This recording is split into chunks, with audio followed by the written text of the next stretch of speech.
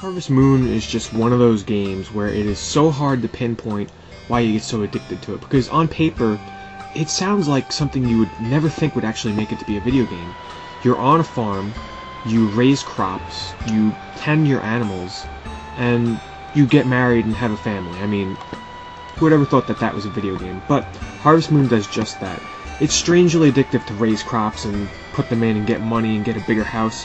It's so hard to explain why this game is so addictive, and I still have trouble. In many regards, this is the best in the series. I do not, but it is definitely a worthy entry into the Harvest Moon series. Without a doubt, worth picking up if you have the system.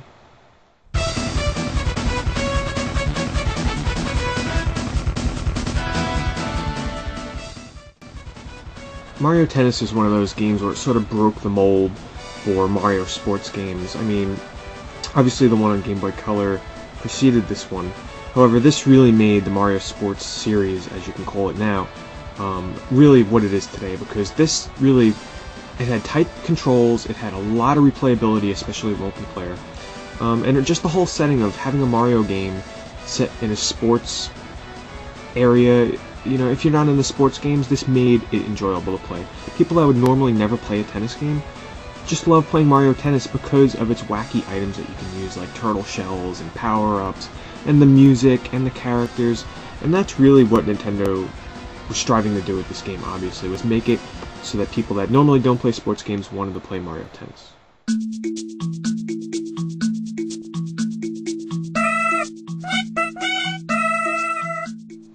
Yoshi's Story is one of those Nintendo 64 games that's gotten very mixed reviews in terms of even fans.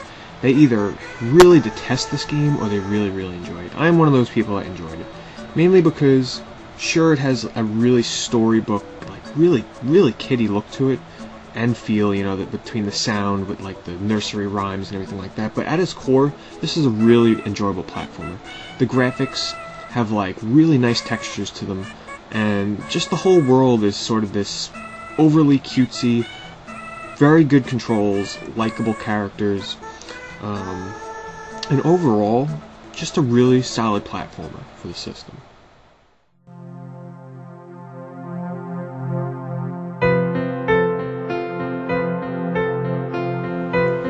I know there's going to be a lot of you that are basically going to have a heart attack at the thought that Majora's Mask is number 17 on my list. Well, let me just explain to you why it's not as high up as you think it might have been.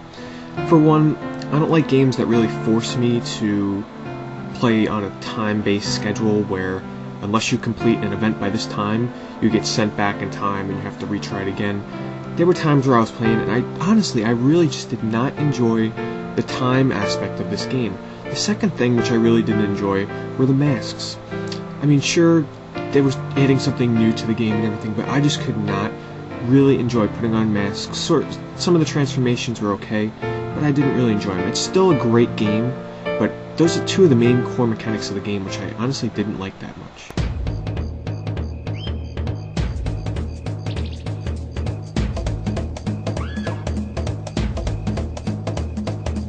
Donkey Kong 64 defines a huge adventure platformer. This game had so much stuff in it that it basically required the N64 to have an expansion for its memory so it can support this game. They actually had to bundle it with an expansion port for more memory to handle this game. Reason being, it's huge.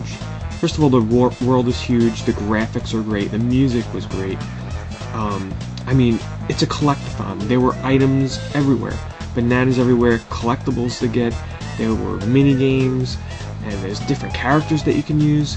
This defined what I miss the most about platformers these days. You just don't get that often great adventures like this anymore.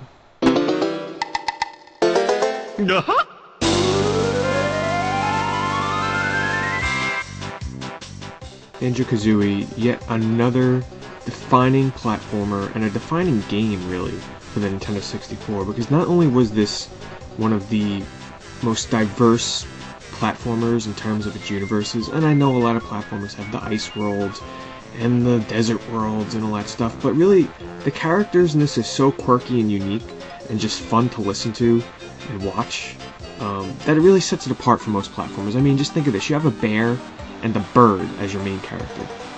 Is that weirder than a plumber? I don't know, but still, that's what made this game so enjoyable. Yet another collectathon. Tons of stuff to collect. I mean, when you enter the game world, there weren't just coins to collect and the main item you needed. There were multiple little side quests with multiple items to get. And that's what made this one so enjoyable.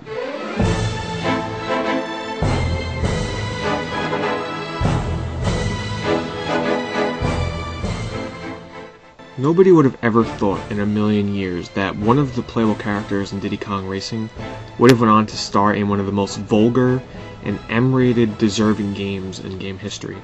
And that would be Conker's Bad Fur Day. Now, when I rented this game from Blockbuster back in the day, many years ago, I really went into it not knowing what to expect, and I came out so surprised, not only because of the cursing and the obscenities and stuff like that, and just the crude graphics and humor, but how well the game played. This was a great platformer that its humor in terms of its universes that it used, making fun of different movies, but not only the single player, but it had an excellent fun multiplayer mode with all these different scenarios and everything that I just had a blast playing with friends.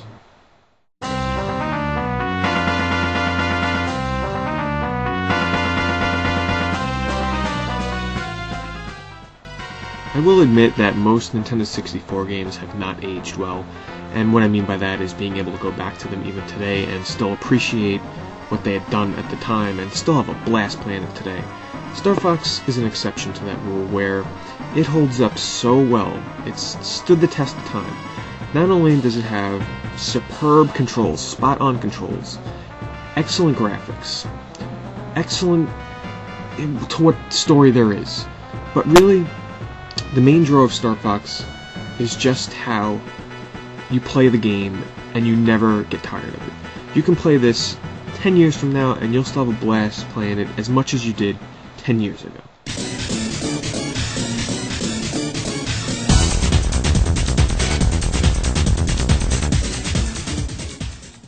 Bomberman 64 for fans of Bomberman has been yet another game where, because of the changes that it made, because of the platform where they tried to take advantage of 3D graphics, it got criticism, but yet some people call this the best Bomberman ever.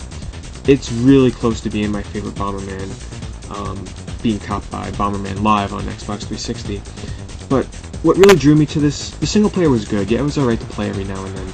It was the multiplayer. The levels were a blast. The designs on the levels were so awesome, where instead of, having the blocks circle around and slowly get to the middle, you had like water rising, so it took on the 3D effect, took Bomberman to a whole new level. One of the best party games you can play on the system, without a doubt. It's really fun.